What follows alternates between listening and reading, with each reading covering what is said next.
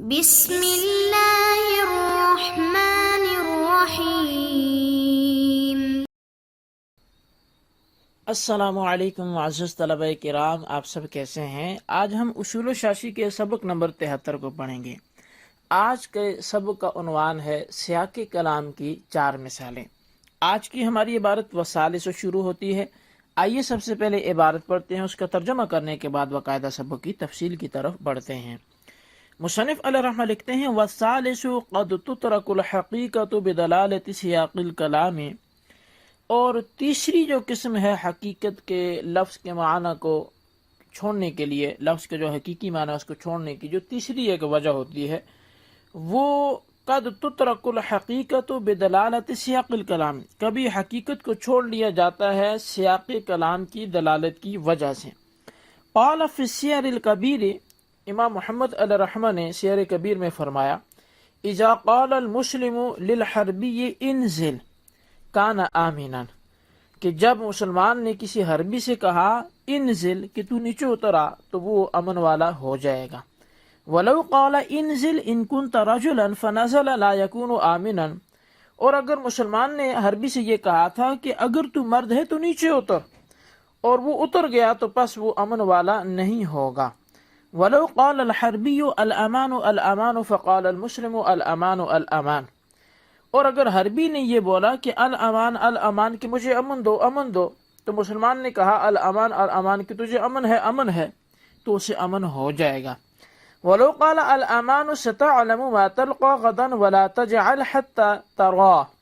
فنزل لا يكون آمنا، اور اگر اس نے کہا الامان، یعنی مسلمان نے کہا کہ تجھے امن ہے، تو جان لے گا ان قریب جو تجھے کل ملنے والا ہے، اور تو ایسے نہ کر یہاں تک کہ تو دیکھ لے، پس اگر وہ اس پر اتر بھی گیا تو وہ امن والا نہیں ہوگا۔ وَلَوْ قَالَ اشْتَرْ لِي جَارِيَةً لِتَخْدِمَنِي فَاشْتَرَى الْعَمْيَاءَ أَوِ الشَّلَّاءَ لَا يَجُوزُ، اور اگر آقا نے کسی سے کہا کہ تو میرے لیے کوئی لونڈی خرید تاکہ وہ میری خدمت کرے، پس وکیل جو ہے وہ اندھی کو لے آیا یا اپاہج کو لے آیا، تو یہ جائز نہیں ہے۔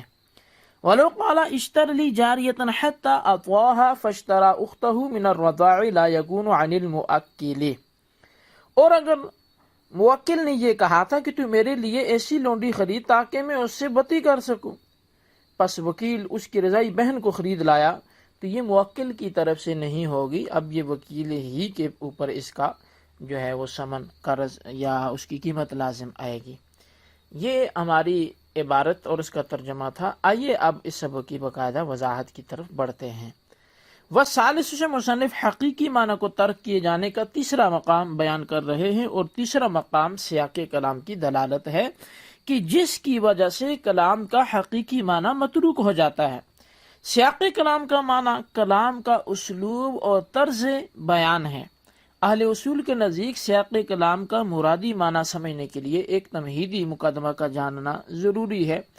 اور وہ تمہیدی مقدمہ یہ ہے کہ سیاق کلام میں قرینہ کا عمل داخل ہے، اور قرینہ کی تعریف یہ ہے کہ قرینہ وہ شے ہے جو تعیین مقصود پر، یعنی کسی مقصود کی تعیین پر بغیر وجہ کے دلالت کرے۔ پھر قرینہ کی 2 قسمیں، ایک قرینہ لفظی ہوتا ہے، ایک معنوی ہوتا ہے، اور سیاق کلام میں قرینہ لفظی کا اعتبار ہوتا ہے۔ سیاق کلام کا حقیقی معنی جو ہے وہ آئندہ کلام کا طرز بیان ہے، مگر اہل اصول کے نزدیک یہاں سیاق سے مراد مطلقاً قرینہ ہے، چاہے اصل کلام سے پہلے ہو یا بعد میں ہو۔ سیاق کلام کا مرادی معنی یہ ہوا کہ سیاق کلام وہ قرینہ لفظیہ ہے جو کلام کے ساتھ لاحق ہو، وہ قرینہ چاہے مقدم ہو یا مؤخر ہو۔ قال فی السیر الکبیر سے مصنف سیاق کلام کی دلالت کی وجہ سے حقیقی معنی کو ترک کرنے پر حضرت امام محمد کی سیر کبیر سے 4 مثالیں پیش کر رہے ہیں۔ پہلی مثال یہ ہے کہ اگر کوئی مسلمان کسی حربی کو قلعہ میں بند ہونے کے حالت میں یہ کہہ دے انزل، کہ تو اترا،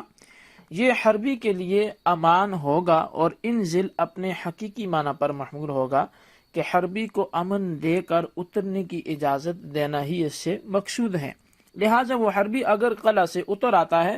تو اس کو قتل نہیں کیا جا سکتا، کیونکہ امن دینے کے بعد قتل کرنا یہ دھوکہ ہے، غداری ہے۔ لیکن اگر مسلمان نے صرف اتنا بولا تھا کہ انزل، پھر تو یہی حکم ہے کہ جو ہم نے بیان کر دیا۔ لیکن اگر اس نے انزل کے بعد ان کنت رجلا کہہ دیا،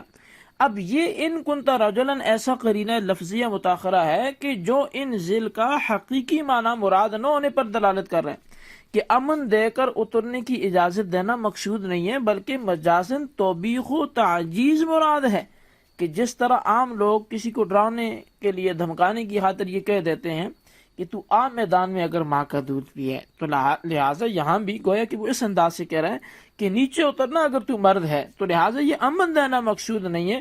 بلکہ یہ اس کو ڈانٹ ڈپٹ کرنا، جھڑکنا، عاجز کرنا یہ مقصود ہے۔ تو یہ بعد والا جو کلام ہے یہ قرینہ بنے گا اول کلام کے حقیقی معنی کے مراد نہ ہونے کے لیے۔ یہ پہلی مثال تھی۔ دوسری مثال یہ ہے کہ اگر حربی مسلمان سے امن طلب کرتے ہوئے کہہ دے کہ الامان الامان، کہ مجھے امن دو امن دو، اور اس کے جواب میں مسلمان کہے الامان الامان، کہ تجھے امن ہے امن ہے، اگر حربی قلعہ سے اتر آتا ہے تو اسے امن مل جائے گا، کیونکہ مسلمان کا کلام الامان الامان حقیقی معنی پر محمول ہے، کہ کوئی لفظی قرینہ ایسا نہیں ہے کہ جو کلام کو حقیقی معنی سے پھیرتا ہو۔ حقیقی معنی سے جب تک کوئی کلام کو پھیرنے والا قرینہ نہ ہو تو اس کو اپنے حقیقی معنی پر ہی رکھا جائے گا۔ لیکن اگر مسلمان الامان ہی نہیں کہتا بلکہ اس کے بعد بھی کچھ کلمات کہہ دیتا ہے، مثال کے طور پہ وہ کہتا ہے الامان ستعلم ما تلقى غدا ولا تجعل حتى ترى، کہ امان بھی بول دیا اور ساتھ بول دیا تو عنقریب جان لے گا جو کل تجھے ملے گا، جلدی نہ کر یہاں تک کہ تو خود دیکھ لے گا۔ اب مسلمان کا یہ کلام کہ ستعلم ما تلقى غدا ولا تجعل حتى ولا تعجل حتى ترى، کہ تو جلدی نہ کر یہاں تک کہ تو دیکھ لے، اب یہ کلام ایسا قرینہ لفظیہ متاخرہ ہے کہ جو الامان کا حقیقی معنی مراد نہ ہونے پر دلالت کرتا ہے، کہ امن دے کر اترنے کی اجازت دینا مقصود نہیں ہے، بلکہ مجازن توبیخ و تعجیز مراد ہے۔ اگر حربی اتر آتا ہے تو امن پانے والا نہیں ہوگا۔ اب یہ ہماری دوسری مثال تھی کہ جب تک مسلمان نے یہ نہیں بولا تھا ولا تعجل حتی ترا، کہ تو جلدی نہ کر، عجلت نہ کر یہاں تک کہ تو دیکھ لے، یا ستعلم ما تلقى غدا، جب تک یہ کلمات نہیں بولے تھے تب تک تو اس کے کلام کا حقیقی معنی مراد لیا جا سکتا تھا، لیکن جیسے ہی یہ کلمات بول دے اب یہ قرینہ ہے کہ یہاں حقیقی معنی امن کا مراد نہیں ہے، بلکہ ولا تعجل کہہ کر عجلت کا معنی کو گویا اس کو چیلنج کیا جا رہا ہے کہ نہیں تو جلدی نہ کر، تو دیکھ لینا کہ تیرے ساتھ کیا ہوتا ہے۔ اب مصنف سیاق کلام کی دلالت کی وجہ سے حقیقی معنی کے ترک پر تیسری مثال ولو قاعدہ سے آپ دیتے ہیں۔ مثال یہ کہ اگر کسی شخص نے کسی کو خریداری کا وکیل بناتے ہوئے یہ کہہ دیا اشتر لی جاریۃ لتخدمنی، تو میرے لیے ایک لونڈی خرید جو میری خدمت کرے، تو وکیل نے اندھی یا اپاہج لونڈی خریدی تو یہ خریداری موکل کی طرف سے نہیں ہوگی، لہٰذا اس خریداری کا ذمہ دار خود وکیل ہوگا، وہی اس کے پیسے بھرے گا۔ اس کی وجہ یہ ہے کہ موکل کا یہ کہنا کہ لتخدمنی، یہ ایسا قرینہ لفظیہ متاخرہ ہے جو اس بات پہ دلالت کر رہا ہے کہ وہ لونڈی ایسی ہو جو تندرست ہو، توانا ہو، اپنے آقا کی خدمت کر سکتی ہو۔ اگرچہ لفظ جاریہ مطلق ہونے کی وجہ سے تندرست، اپاہج، اندھی وغیرہ سب کو شامل ہے، کیونکہ مطلق تو اپنے اطلاق پہ جاری ہوتا ہے، مگر لتخدمنی کی قرینہ کی وجہ سے حقیقی معانی متروک ہیں۔ اب ہر لونڈی شامل نہیں ہوگی بلکہ وہی لونڈی مراد ہوگی جو خدمت کرنے کی اہلیت رکھتی ہو، لہٰذا اس مثال میں حقیقت کو ترک کر کے حقیقت قاصرہ مراد لگی، اور وجہ کیا بنی؟ وجہ یہ بنی کہ سیاق کلام اس بات پہ دلالت کرتا ہے کہ حقیقی معنی یہاں مراد نہیں ہو سکتا۔ چوتھی مثال مصنف علیہ الرحمہ نے یہ بیان کی، اگر کسی شخص نے کسی کو خریداری کا وکیل بناتے ہوئے یہ کہہ دیا اشتر لی جاریۃ حتی اطواہا، تو میرے لیے ایک ایسی لونڈی خرید کہ جسے میں وطی کر سکوں۔ اب وکیل نے موکل کی رضائی بہن خرید لی تو یہ خریداری موکل کی طرف سے نہ ہوگی بلکہ اس کے پیسے خود وکیل بھرے گا۔ کیوں؟ وجہ یہ کہ موکل کا یہ کہنا کہ حتی اطواہا، تاکہ مجھ سے وطی کروں، یہ ایسا قرینہ لفظیہ متاخرہ ہے جو اس بات پر دلالت کرتا ہے کہ وہ لونڈی ایسی ہو کہ جس کے ساتھ وطی حلال ہو، چونکہ رضائی بہن سے وطی حلال نہیں ہے، لہٰذا موکل کے کلام سے وہ لونڈی مراد ہوگی کہ جس سے وطی حلال ہو۔